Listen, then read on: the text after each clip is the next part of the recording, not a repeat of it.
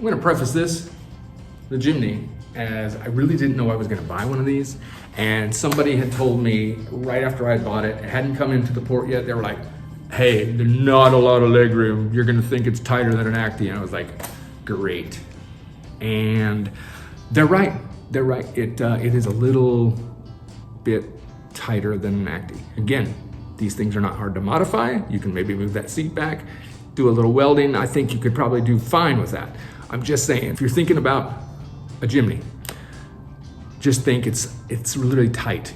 But I feel like my sacrifice in tightness inside has totally been warranted and worth it because I love the look of it and I love what I'm gonna be able to do to it. So let's peruse that car. Here is the Jimny.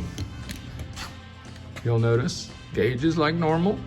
This one actually is, just so you see mileage, it says 84,000 kilometers on it, just so you can kind of get an idea. That's a leaf, that's not a tear.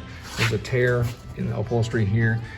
This is not bad shape. When I picked it up out the port, I felt like I didn't get a good representation from the seller in Japan, and there was more rust on it than I had anticipated.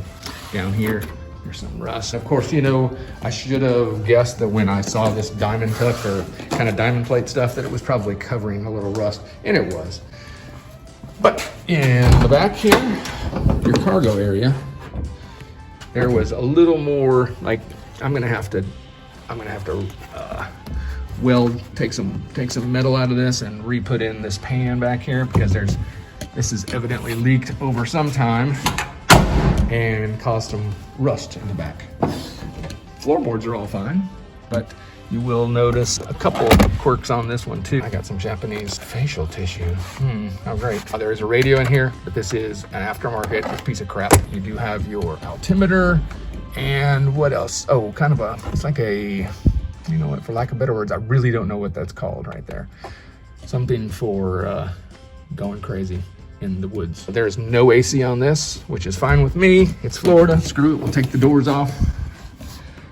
And the motor in this is a 660cc, same as what these have. It's just a Suzuki model, and we'll get in that and show you. And it does have a turbo, which teeny tiny turbo, but it does have a turbo. Also, yeah, look at this.